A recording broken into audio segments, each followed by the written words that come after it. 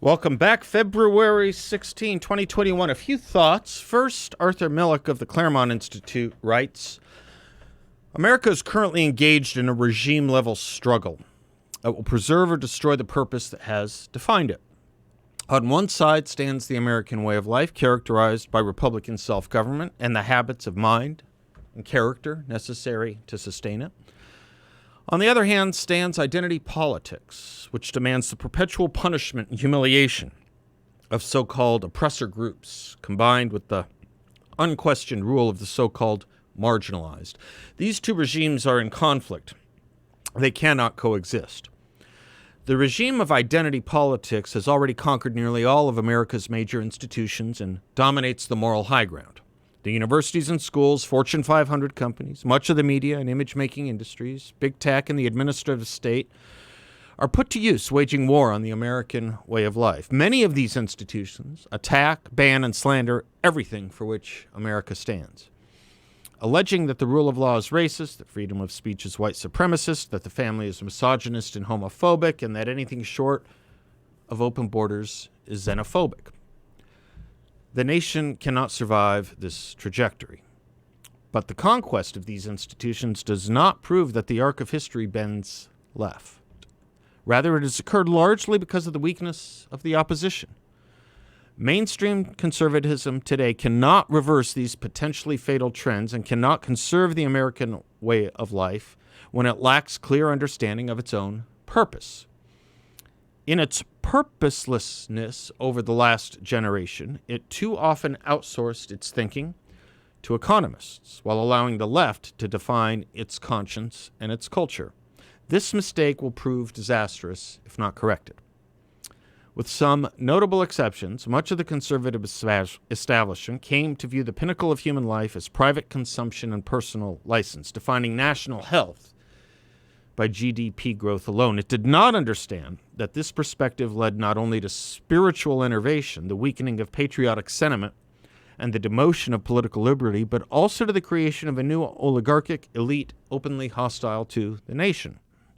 The will to fight cannot exist without real purpose, which is why many establishment conservatives simply fear the left, while also secretly craving its prestige and praying to its gods.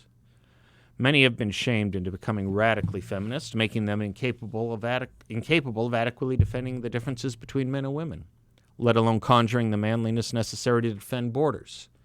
Still others may soon support identity politics, no longer willing to defend either genuine standards of merit or equality under law, the central principle of our country. Intellectual and moral confusion on the right helped accelerate the left's fanaticism. Once the party of the working class, the left now stands for identity politics, which demands the perpetual punishment of and open hatred and discrimination against so-called oppressor groups while anointing so-called marginalized groups as pure, blameless, and deserving of unquestioned rule. This ideology requires the destruction of America's foundations, including freedom of speech and the equal rule of law. The left, using its institutional powers, forces Americans to make a choice: comply and submit to this ideology, or become a hated, persecuted enemy, denied employment and civil rights, deemed worthy of harassment and even violent assault. These doctrines and tactics, unworthy of a great and just nation, cannot but produce hatred and conflict, and will bring economic and scientific decline. They will either lead to tyranny or they will provoke genuine resistance. In the struggle between these two regimes, institutional power and political momentum currently favor the left. The right at present doesn't seem up to the fight. A new right is needed, one that understands itself as rooted in the noble cause of the American Revolution, unabashed and zealous in its determination to restore political liberty and politics itself. A restored right must take two broad principles. First, its immediate energies must focus on disrupting and weakening the left's institutional centers of power. Only parity of power can moderate the left's fanaticism. A new right needs a tougher, more sober approach to the left's assets, the adversarial press and media, big tech oligopolies, and corrupt universities. This approach requires new legal strategies on issues that the professionalized right is often too scared to touch. bold new actions in the states to liberate them from the left's consolidation of powers and large-scale activism. New strategies are needed for a new world. Second, and more important, the right needs to reclaim its mental and moral toughness. And that can come only from reviving its purpose, the preservation of the American way of life. The right must be morally unflinching in refuting the left's ideologies. It must speak clearly and confidently about the effects of radical feminism, anti-racism, and globalism.